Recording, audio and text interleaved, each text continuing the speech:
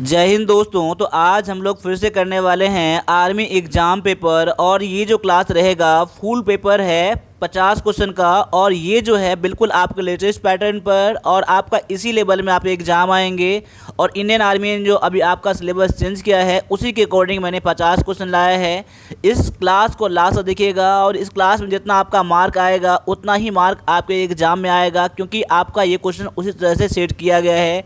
तो क्लास को लास्ट तक देखिएगा और लास्ट में कमेंट करके बताइएगा कि कितना क्वेश्चन इसमें से आपने करा है।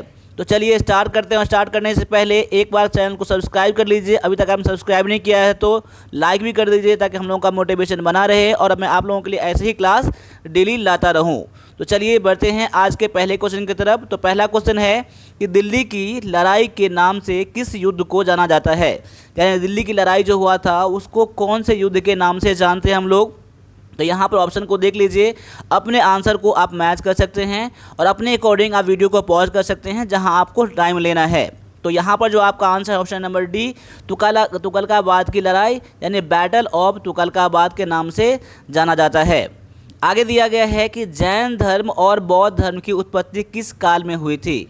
तो जैन धर्म और बौद्ध धर्म की उत्पत्ति जो हुआ था ये हुआ था उत्तर वैदिक काल में हुआ था। ठीक है, तो देखिए यहाँ पर देखिए एक क्वेश्चन इसमें और बनता है कि जैन धर्म का स्थापना किसने किया था। तो जैन धर्म का स्थापना किया था, मैं यहाँ पर लिख देता हूँ, यहाँ पर जैनिज्म का स्थापना किया था ऋषभदेव ने किया था। ठीक है, और ये जो जन्म स्थान था इनका, ये बोर्न मैं कहता हूँ, ये अयोध्या में इनका जन्म हुआ था। ठीक है ना, अयोध्या में जन्म हुआ था। और इनका जो प्रतीक है जैनिज्म का जो प्रतीक है, जो सिंबल जो है ये आपका बुल है। ये आपके एग्ज़ाम में आ चुके हैं और आपके एग्ज़ाम में दोबारा आ सकता है। और दूसरा इसमें दिया गया है बौद्ध धर्म। तो बौद्ध धर्म के जो संस्थापक थे, फाउंडर थे, मैं यहाँ पर फाउंडर का नाम लिख देता हूँ, आपको पता होगा बौद्ध धर्म के संस्थापक कौन थे। तो गौतम बुद्ध थे, आप सभी को पता होगा। और इनका जो जन्म स्थान था कहाँ था, इनका था लुम्बिनी था। देखिए लुम्बिनी जो है अभी कहाँ है, तो नेपाल में है। ठीक है, और इनके पत्नी का नाम क्या था, यशोधरा नाम था, यशोधरा। ठीक है, और इनके सन का नाम क्या था, सन का नाम था क्या, राहुल नाम था। ये जो है सारा पॉइंट इम्पोर्टेंट है। ठीक है, तो इसको आप सभी को आप नोट कर लीजिएगा अगर नहीं पता होगा तो। अगले क्वेश्चन में आते हैं। अगला क्वेश्चन दिया गया है कि कौन सा नृत्य, नृत्य जो है एकल नृत्य है यानी कि सोलो डांस है। सोलो डांस जो है कौन सा नृत्य यहाँ पर है। तो यहाँ पर देख लीजिए आपका आंसर होना चाहिए ऑप्शन नंबर आपका ए, कुचिपुड़ी जो है आपका एक सोलो डांस है। और आप एग्जाम में आते हैं कि कुचिपुड़ी जो है कौन से राज्य का ये नृत्य है। तो ये जो है आपका आंध्र प्रदेश का है। ठीक है, ये आंध्र प्रदेश का है, ये भी आप लोगों को पता होना चाहिए। जितने भी सारे डांस है ना, 8 डांस टोटल, जो 8 फेमस डांस है ना, उसको आप लोग नोट करके रख लीजिएगा। ठीक है ना, चलिए आगे है कि क्रिस्टोफर कोलंबस ने की खोज किया था। तो क्रिस्टोफर कोलंबस ने किसका खोज किया था, यहाँ पर ऑप्शन में देख लीजिए। तो यहाँ पर क्रिस्टोफर कोलंबस ने option number C, West Indies का खोज किया था। तो ऑप्शन नंबर आपका सी जो है यहाँ पर करेक्ट आंसर हो जाता है। अब अगले क्वेश्चन को भी देख लीजिए, यहाँ पर बहुत ज़्यादा इंपॉर्टेंट क्वेश्चन है यहाँ पर कि विश्व एड्स दिवस 2024 की थीम क्या थी। देखिए यहाँ पर 2024 में जो अभी हुआ था विश्व एड्स दिवस मनाया गया था, उसका थीम क्या था, यहाँ पर ऑप्शन को देख लीजिए। यहाँ पर आपका आंसर गलती नहीं होना चाहिए। यहाँ पर देखिए, यहाँ पर तो आपका आंसर है ऑप्शन नंबर डी में, सही रास्ते पर चलें, मेरा स्वास्थ्य मेरा अधिकार। इस बार का 2024 का ये थीम है। लेकिन 2023 में क्या था थीम इसका था समुदायों की नेतृत्व कर दें। यानी कि ऑप्शन नंबर आपका जो था ये 2023 का थीम था। आप एग्ज़ाम में ये भी आ सकता है और ये भी आ सकता है। इसके अलावा आप एग्ज़ाम में ये भी आ सकता है कि विश्व एड्स दिवस कब मनाया जाता है। तो विश्व एड्स दिवस हर साल 1 दिसंबर को मनाया जाता है। तो ये भी आप लोग नोट कर लीजिएगा, विश्व एड्स दिवस 1 दिसंबर को हर साल मनाया जाता है। और इनका थीम क्या था 2023 का 2024 का, ये आप अपडेट कर लीजिएगा अपने करंट अफेयर क्वेश्चन के लिए, स्टैटिक जीके के लिए। ठीक है, आगे दिया गया है कि अंडमान निकोबार द्वीप समूह की राजधानी क्या है। तो अंडमान और निकोबार द्वीप समूह का जो राजधानी है, कैपिटल है, ये आपका पोर्ट ब्लेयर है। तो ऑप्शन नंबर आपका बी जो है यहाँ पर करेक्ट आंसर है। अगले क्वेश्चन को देख लीजिए। यहाँ पर क्वेश्चन है कि ऑटोबायोग्राफी ऑफ ए योगी, यानी ये एक पुस्तक का नाम है, ये किसके द्वारा लिखा गया है। यहाँ पर आपको देखना है तो यहाँ पर इस क्वेश्चन के लिए आपका आंसर हो जाएगा ऑप्शन नंबर आपका सी, परमहंस योगानंद। परमहंस योगानंद के द्वारा ऑटोबायोग्राफी ऑफ ए योगी पुस्तक लिखा गया है। ऑप्शन नंबर आपका सी करेक्ट आंसर है। आगे है कि नरगिस मोहम्मदी जिन्होंने 2023 का नोबेल शांति पुरस्कार जीता वह किस देश से है। तो 2023 में जो नोबेल पुरस्कार मिला था इनको, ये कौन से देश से संबंध है। तो ये है आपका ऑप्शन नंबर बी, ईरान से संबंधित है। तो ऑप्शन नंबर आपका बी जो है करेक्ट आंसर है। अगले क्वेश्चन को भी लगाइए यहाँ पर। तो अगला क्वेश्चन दिया गया है कि भूटान की राजधानी क्या है। तो भूटान की राजधानी यानी कि भूटान का कैपिटल क्या है। तो यहाँ पर देख सकते हैं ऑप्शन नंबर बी में आपका आंसर है थिम्पू जो है आपका यहाँ पर करेक्ट आंसर है। काठमांडू जो है आपका ये नेपाल का कैपिटल है, ये भी पता होना चाहिए आपको। और न्यू पिडाव है, यहाँ पर न्यू पिडाव दिया गया है। नई पैताब आपने पढ़ा होगा, नई पैताब जो है ये आपका म्यांमार का है। म्यांमार का कैपिटल क्या है, नई पैताब है। और ढाका जो है ये आपका बांग्लादेश का है। ये सभी आपको पता होना चाहिए। आगे आ जाइए, अगला क्वेश्चन में दिया गया है कि निम्नलिखित में से किस शहर में गूगल का मुख्यालय स्थित है। तो गूगल का जो हेडक्वार्टर है वो कौन से सिटी में है। तो यहाँ पर देख सकते हो ऑप्शन नंबर बी में कैलिफोर्निया में जो है आपका यहाँ पर आंसर हो जाता है। अगला क्वेश्चन में दिया गया है कि कंटोनमेंट बोर्ड का प्रशासनिक नियंत्रण किस मंत्रालय के अधीन होता है। तो कंटोनमेंट बोर्ड का जो प्रशासनिक मंत्रालय है, जो जहाँ से कंट्रोल किया जाता है, यहाँ पर ऑप्शन को देख लीजिए। ऑप्शन देखने के लिए वीडियो को पॉज कर सकते हैं। और यहाँ पर जो आपका आंसर है ऑप्शन नंबर आपका सी, केंद्रीय रक्षा मंत्रालय यानी कि यूनियन मिनिस्ट्री ऑफ डिफेंस इन्हें कंट्रोल करता है, कंटोनमेंट बोर्ड को। अगला क्वेश्चन में है कि औरंगजेब का निधन कब हुआ था, उसका मृत्यु कब हुआ था। तो यहाँ पर ऑप्शन को देख लीजिए यहाँ पर। तो यहाँ पर जो आपका आंसर है ऑप्शन नंबर आपका ए है, 1707 ईस्वी में औरंगजेब का निधन हुआ था। अगले क्वेश्चन में है कि निम्नलिखित में से कौन सा मानसून सर्दी के मानसून के नाम से जाना जाता है। सर्दी के मानसून यानी कि विंटर मानसून के नाम से कौन सा जाना जाता है। तो क्वेश्चन नंबर 13 के लिए जो आपका आंसर हो जाएगा ऑप्शन नंबर आपका डी, उत्तर पूर्व मानसून यानी कि नॉर्थ ईस्ट मानसून के नाम से जाना जाता है सर्दी के मानसून को, यानी विंटर मानसून को। ऑप्शन नंबर आपका डी है यहाँ पर करेक्ट आंसर। अगला है कि भारतीय संविधान के किस भाग में मौलिक अधिकारों का उल्लेख है, यानी कि फंडामेंटल राइट जो है कौन से पार्ट में जो इसको मेंशन किया गया है। तो यहाँ पर देख सकते हैं, सभी ऑप्शन को देख लीजिए, थोड़ा सा टाइम ले लीजिएगा, लेकिन आंसर आप लोग गलती मत कीजिएगा। तो यहाँ पर जो आपका आंसर है ऑप्शन नंबर डी, भाग 3 में दिया गया है। तो आप लोग ये भी कमेंट करिएगा कि कौन से आर्टिकल में है। तो यहाँ पर आर्टिकल मैंने कई सारे क्लासेज मैंने करवा दिया है, ये कौन से आर्टिकल में है ये आप लोग कमेंट कीजिएगा, ठीक है। यहाँ पार्ट तो आपका 3 है, लेकिन कौन से आर्टिकल के अंतर्गत आता है फंडामेंटल राइट, ये आप लोग कमेंट कीजिएगा। अगले क्वेश्चन में है दिया गया है कि हाल ही में किस भारतीय राज्य ने प्रतियोगी परीक्षाओं में धोखाधड़ी और पेपर लीक को रोकने के लिए एक विधेयक पारित किया है, कौन से राज्य ने। तो यहाँ पर देख सकते हैं ऑप्शन नंबर ए में झारखंड जो है आपका यहाँ पर करेक्ट आंसर हो जाता है। आगे आ जाइए, अगला क्वेश्चन में है कि उत्तराखंड सरकार ने महाभारत वाटिका का विकास किस शहर में किया गया है।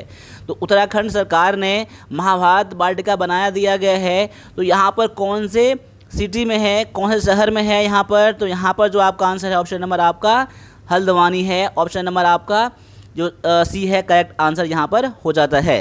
आगे दिया गया है कि भारत तंबाकू उद्योग में किस स्थान पर है। तो भारत जो है तंबाकू उद्योग में जो है पूरे वर्ल्ड में ये दूसरे स्थान पर है, ठीक है। तो पहले स्थान पर कौन है। तो पहले स्थान पर जो है ये है आपका चाइना है, ठीक है। तो चाइना में सबसे अधिक तंबाकू का उपयोग उद्योग किया जाता है। आगे दिया गया है कि हाल ही में मानव मेटाप्यून वायरस जिसे कि HMP वायरस के नाम से जाना जाता है, ये अभी बहुत ही करंट न्यूज़ में है, ठीक है। तो HMP वायरस जो है कौन से आपका जो शहर है, कौन सा आपका कंट्री है जिसमें जहाँ से स्टार्ट हुआ है, वहाँ बहुत ज़्यादा इसका देखा गया है। और हम लोगों को भी यहाँ पर दिया गया है वार्निंग HMP वायरस का। तो यहाँ पर देख सकते हैं ऑप्शन नंबर आपका सी में दिया गया है चाइना से। ऑप्शन नंबर आपका सी करेक्ट आंसर हो जाएगा। आगे दिया गया है कि लड़की बहन योजना किस राज्य में शुरू की गई है। तो लड़की बहन योजना जो है ये महाराष्ट्र में शुरू किया गया है। तो ऑप्शन नंबर आपका ए जो है यहाँ पर करेक्ट आंसर हो जाता है। अगला क्वेश्चन में है कि हमारे शरीर का रोगों से बचाव को क्या कहा जाता है। रोगों से बचाव होने के लिए जो हम लोगों को चाहिए क्या ज़रूरी है ये आपको देखना है यहाँ पर। तो ऑप्शन नंबर सी में इम्यूनिटी जो है आपका यहाँ पर करेक्ट आंसर है। आगे दिया गया है निम्नलिखित में से कौन सबसे अधिक प्रतिक्रियाशील धातु है। तो सबसे प्रतिक्रियाशील यानी कि मोस्ट रिएक्टिव मेटल जो है यहाँ पर इस ऑप्शन में ऑप्शन नंबर डी सोडियम आपका करेक्ट आंसर हो जाता है। आगे दिया गया है कि दूध को दही में बदलना एक क्या है। दूध को दही में बदलना जो होता है एक रासायनिक परिवर्तन होता है, रासायनिक और अपरिवर्तित परिवर्तन होता है। तो ऑप्शन नंबर यहाँ पर डी आपका करेक्ट आंसर है। अगले क्वेश्चन में है कि रंगीन टेलीविज़न में उपयोग किए जाने वाले प्राथमिक रंग कौन सा है, यानी कि प्राइमरी कलर जो है आपका क्या है। तो यहाँ पर देख सकते हैं, इसको याद रखिएगा, RGB यानी कि रेड, ग्रीन और ब्लू जो है आपका यहाँ पर करेक्ट आंसर हो जाता है। आगे है निम्नलिखित में से कौन एकलिंगी का उदाहरण है। तो एकलिंगी जो है किसका उदाहरण है। तो यहाँ पर ऑप्शन में देख लीजिए, आपका आंसर है ऑप्शन नंबर आपका डी पपाया जो है यहाँ पर आपका करेक्ट आंसर हो जाता है। आगे है कि कैंडेला किस भौतिक राशि की SI इकाई है। तो कैंडेला जो है आपका ये लुमिनस इंटेंसिटी यानी कि ज्योति तीव्रता का ये SI यूनिट है। तो ऑप्शन नंबर आपका डी यहाँ पर करेक्ट आंसर हो जाता है। अगला क्वेश्चन में दिया गया है कि अचार में नमक एक संरक्षक के रूप में उपयोग किया जाता है, क्यों। देखिए यहाँ पर अचार में नमक दिया जाता है, क्यों दिया जाता है यहाँ पर। तो इस ऑप्शन में देख लीजिएगा, ऑप्शन थोड़ा सा बड़ा बड़ा है। आप वीडियो को स्लो कर सकते हैं, पॉज कर सकते हैं इस क्वेश्चन के लिए, क्योंकि ऑप्शन जो है बड़ा बड़ा है, कन्फ्यूजन टाइप का इसमें हो जाएगा।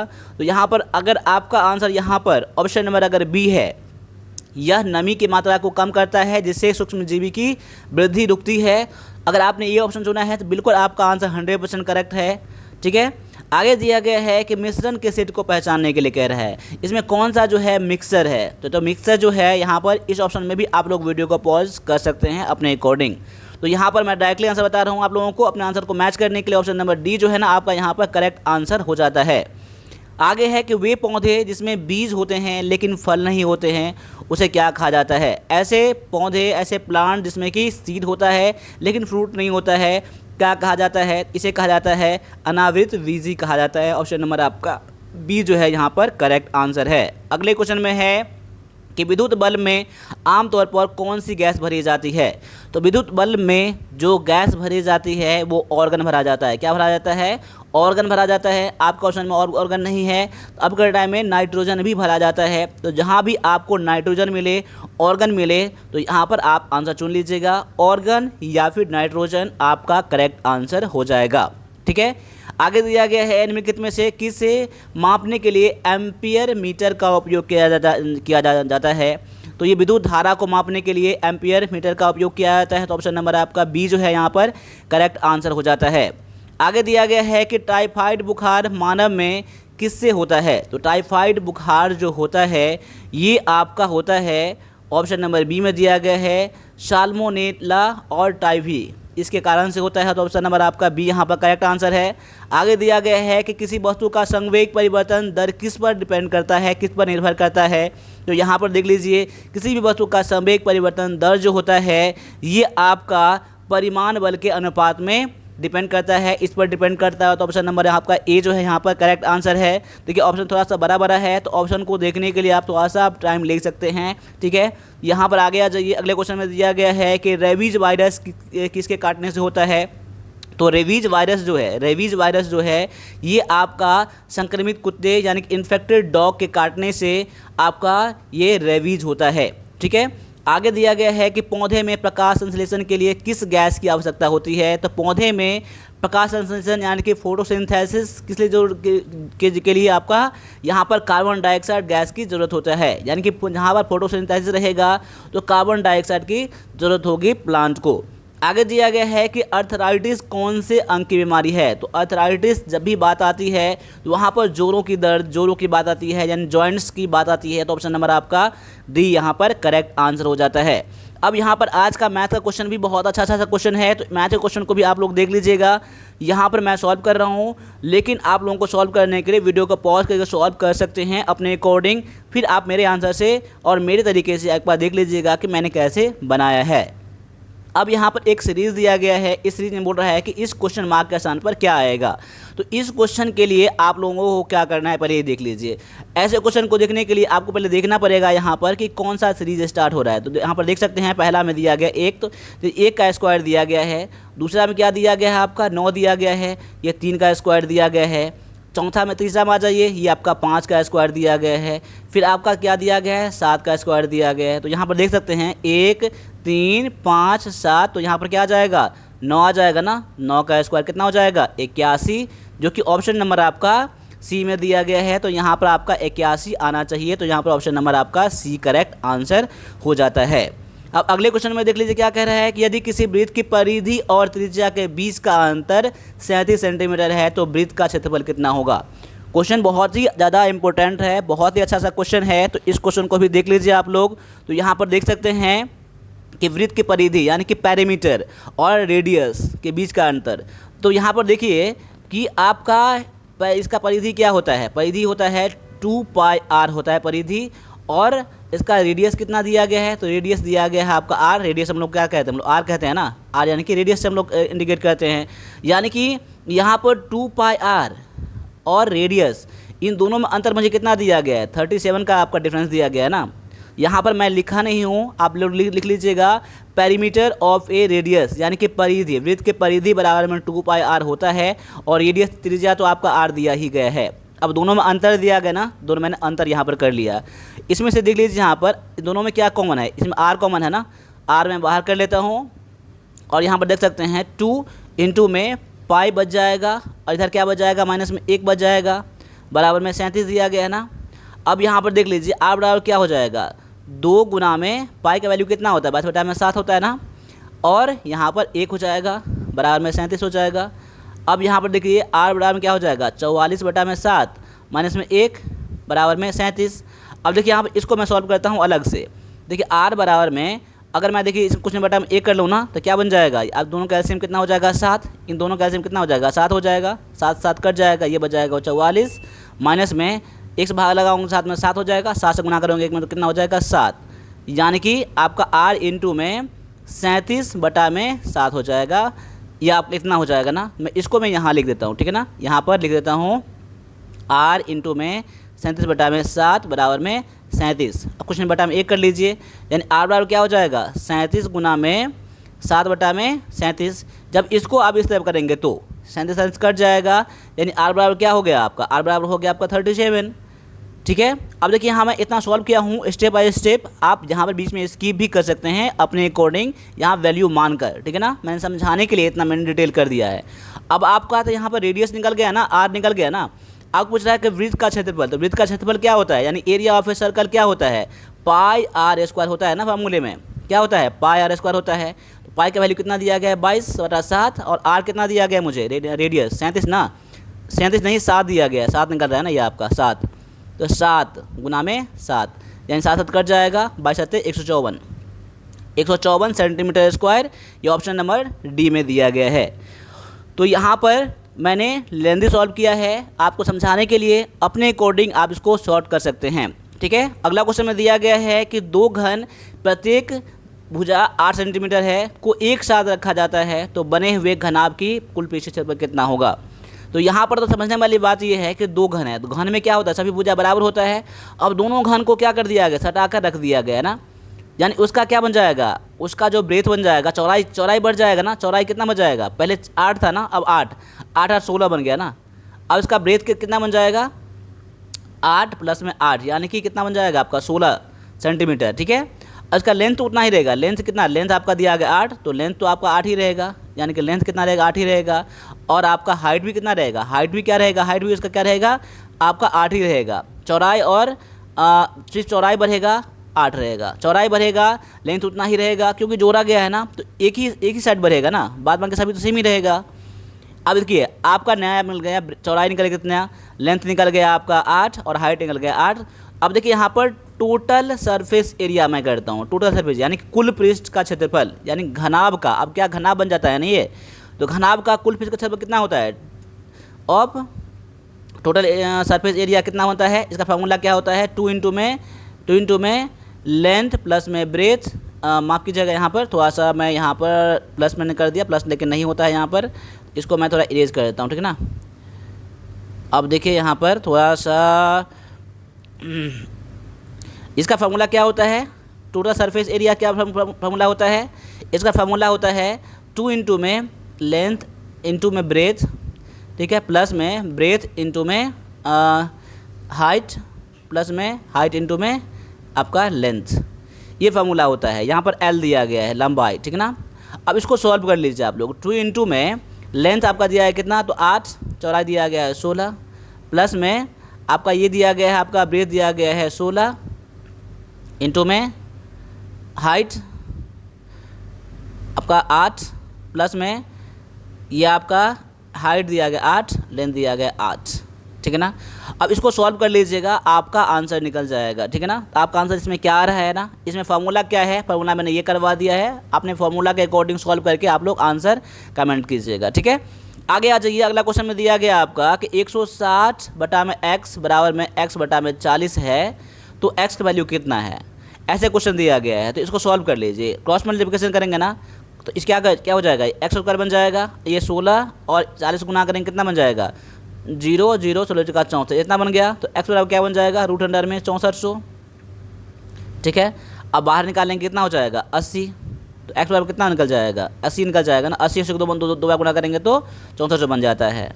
अब आगे आ जाइए, अगला क्वेश्चन में दिया गया आपका 1500 का 20% क्या है, तो 1500 का 20% निकालेंगे, 20 बटा में 100 करेंगे ना, 0 0 यानी कि 15 30, 300 निकल जाएगा। आपका आंसर ऑप्शन नंबर ये में आपका ए दिया गया है।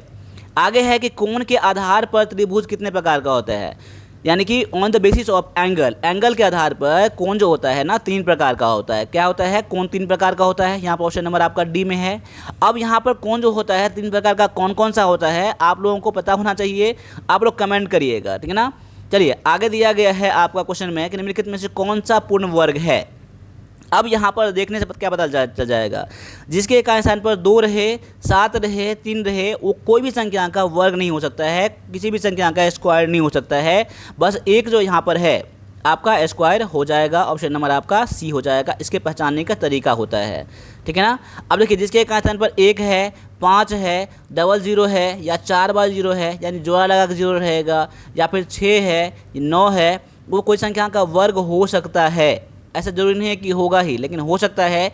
लेकिन कभी भी जिसके एक स्थान पर 2 रहे, या फिर 3 रहे, या फिर 3 4 5 6 7 रहे, 8 रहे, ठीक है ना, वो किसी भी संख्या का वर्ग नहीं हो सकता है, ठीक है ना। चलिए, या फिर कोई संख्या एक स्थान पर बस 1 0 रहे, या फिर 3 0 रहे, वो कोई भी संख्या का वर्ग कभी नहीं होगा, ठीक है। चलिए आगे है, दिया गया है कि यदि एक त्रिभुज के कोण, 2 कोण 30 डिग्री और 105 डिग्री है, तो तीसरा कोण कितना है, इसके लिए भी मैंने बता दिया है। त्रिभुज के तीनों कोणों का योग कितना होता है, 180 डिग्री होता है। अब मैंने इतना बता दिया ना, 180 डिग्री होता है, तो आप तीसरा कोण यहाँ पर चेक करके कमेंट कीजिएगा, ठीक है ना।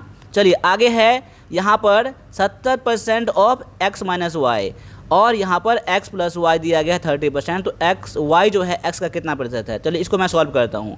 देखिए x माइनस वाई का 70% है ना, 70 बटा में 100 हो जाएगा, बराबर में x प्लस वाई का कितना हो जाएगा, का 30 बटा में 100 हो जाएगा, ठीक है ना। ये आप क्वेश्चन में दिया गया है, 100 कट जाएगा ना, तो क्या बच जाएगा, x माइनस वाई इंटू में 70 बराबर में x प्लस वाई इंटू में 30।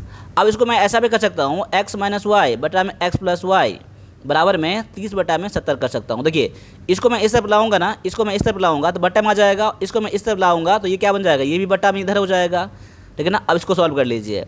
अब यहाँ पर देख सकते हैं 0 जो कट जाएगा, क्या बच जाएगा आपका, 3 बटा में 7 बच जाएगा ना। अब देखिए, 2 संख्या ऐसा पता कर लीजिए जिसको घटाने पर 3 आ जाए और जोड़ने पर कितना आ जाए, जोड़ने पर 7 आ जाए। तो ऐसे ही बोल रहा है ना यहाँ पर। तो यहाँ पर देखिए 5 और 3 है, 5 और 2 है। देखिए 5 में से 2 को घटाएंगे तो 3 आ जाएगा, और 5 और 2 को जोड़ेंगे तो 7 आ जाएगा। यानी मतलब क्या हुआ, x बराबर कितना बन जाएगा, x बराबर कितना बन जाएगा 5, और y बराबर कितना हो जाएगा आपका 2 हो जाएगा। देखिए ये मैंने मन ही मन माना है, बाद बाकी इसको सॉल्व भी कर सकते हैं आप, कोई दिक्कत नहीं है, सॉल्व कर सकते हैं, लेकिन मैं इसको आसानी करने के लिए इसको मैंने मान लिया। तो x बराबर 5 आ गया, y बराबर में 2 आ गया, तो बोल रहा है कि y जो है x का कितना प्रतिशत है। तो मेन पॉइंट आपका यहाँ पर है। इसको देखिए, पहले y है ना, तो पहले y का वैल्यू रख दीजिए आप 2 बटा में x कितना है 5 है, 5 गुना में 100। परसेंट निकालने के लिए 100 से गुना करना पड़ता है। इसको सॉल्व कर लीजिएगा आप लोग। सॉल्व करेंगे तो कितना आ जाएगा, सॉल्व करने पर आपका आ जाएगा यहाँ पर 5 से काटूंगा तो कितना हो जाएगा 20 हो जाएगा। ये 20 गुना में 40% आपका यहाँ पर आंसर ऑप्शन नंबर ये सी में दिया गया है। इसमें मेन पॉइंट क्या है, इसमें समझने की बात है, इसमें नया कुछ भी नहीं है, बस समझने की बात है। जो पहले दिया रहे ना हिंदी वाले में, ठीक है ना, उसको पहले रखिएगा, फिर बाद में रखिएगा एस को, ठीक है ना।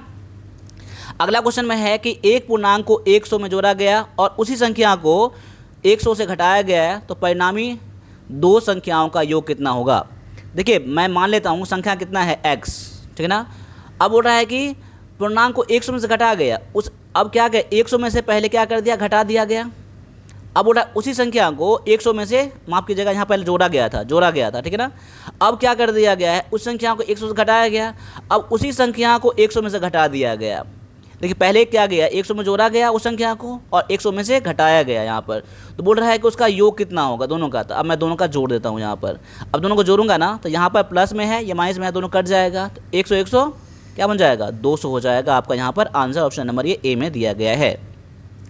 आगे है कि यदि दो संख्याओं का योग 14 है, उनका अंतर 10 है, तो उनका गुणनफल कितना होगा। देखिए यहाँ पर दो संख्या के योग x प्लस वाई मैं मान लेता हूँ, ठीक है ना। 14 दिया गया है और उनका अंतर दिया गया है x माइनस वाई बराबर में 10 दिया गया है, तो उनका गुणनफल क्या होगा।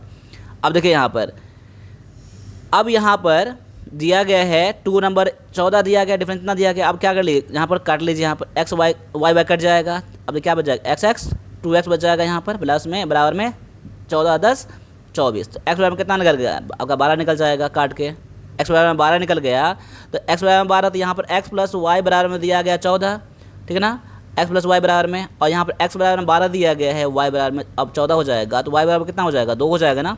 इसको मैं इस तरफ करूँगा तो x बराबर में 2 और y बराबर में आपका x बराबर में 12 और y बराबर में 2। अब बोल रहा है गुणनफल x और y गुणनफल, तो 12 गुना में 2 या 12 गुना में 24 आपका यहाँ पर आंसर ऑप्शन नंबर ये सी में दिया गया है। अगले क्वेश्चन में क्या दिया गया है, यदि दो संख्याओं का योग दिया गया है 28 और उनके वर्गों का योग दिया गया है 704, तो उनका संख्याओं का गुणनफल क्या होगा।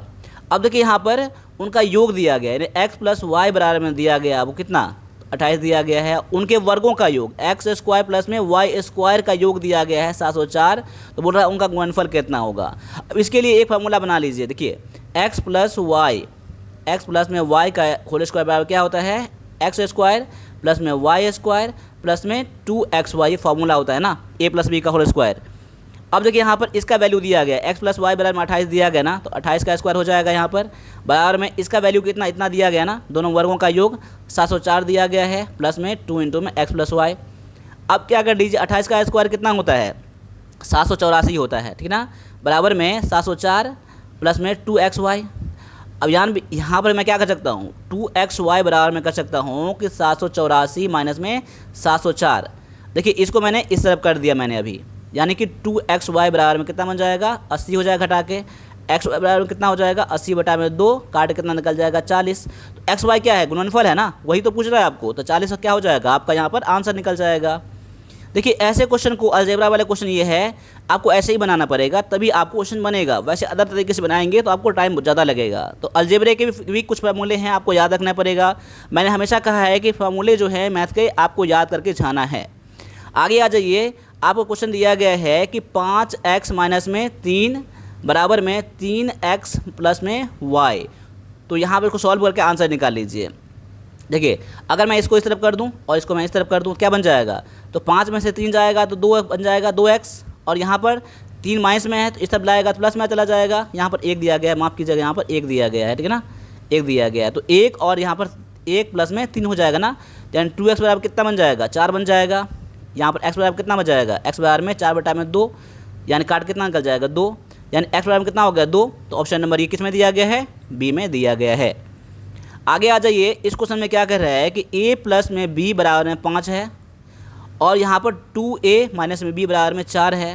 तो बोल रहा है कि a और b का डिफरेंस क्या है, ठीक है, दोनों में रिलेशन क्या है। फिर से वही करिए, b कट जाएगा और 1a है और 2a है, तो यहाँ क्या बन जाएगा 3a बन जाएगा, और यहाँ पर क्या बन जाएगा आपका, ये आपका दिया गया है 5, ये दिया गया है 4, यानी कि 5 4 9, यानी ए बराबर में क्या बन जाएगा 9 बटा में 3 ना, काट के कितना निकल जाएगा आपका 3 निकल जाएगा, यानी ए बराबर 3 हो गया। ए बराबर में 3 हो गया तो यहाँ पर दिया गया ए प्लस बी बराबर में दिया गया है 5, तो ए बराबर में 3 निकल गया ना, तो बी बराबर कितना बन जाएगा आपका 5, यानी बी बराबर में 5 माइनस 3 यानी कि आपका 2 निकल जाएगा। यानी बी का वैल्यू कितना निकल गया, बी का वैल्यू निकल गया आपका यहाँ पर आपका 2 और ए का वैल्यू कितना निकल गया 3। तो यहाँ पर क्या बन जाएगा, ए जो है ना बी से बड़ा है ना, ये आपका कह रहा है। आगे है आपका इसका दिया गया है, तो इस क्वेश्चन में यहाँ पर 4 बार 5 दिया गया है, ठीक है ना, गुना में 3 बार 5 दिया गया है, गुना में 55 दिया गया है, और बराबर में x गुना में 555 गुना में 5 दिया गया है। इसको x का वैल्यू निकालना है। आप लोग इसके क्वेश्चन को भी आप लोग आंसर कमेंट करिएगा सॉल्व करके। अगर आप लोगों का एग्ज़ाम है, अपने एग्ज़ाम से सीरियस आप हैं, तो आप लोग कमेंट जरूर करिएगा इस क्वेश्चन का आंसर। और मिलेंगे अगले क्लास में, और जो भी आपको जितना क्वेश्चन बना है आप क्वेश्चन कमेंट कीजिएगा अपने यहाँ पर कमेंट बॉक्स में। और भी जो कुछ क्वेरी है तो आप कमेंट कीजिए, और क्लास अच्छा लगा है क्लास को लाइक कर दीजिए, और अभी तक आपने सब्सक्राइब नहीं किया है तो सब्सक्राइब भी कर दीजिए। मिलेंगे अगले क्लास में, तब तक सभी से फिर से जय हिंद जय भारत।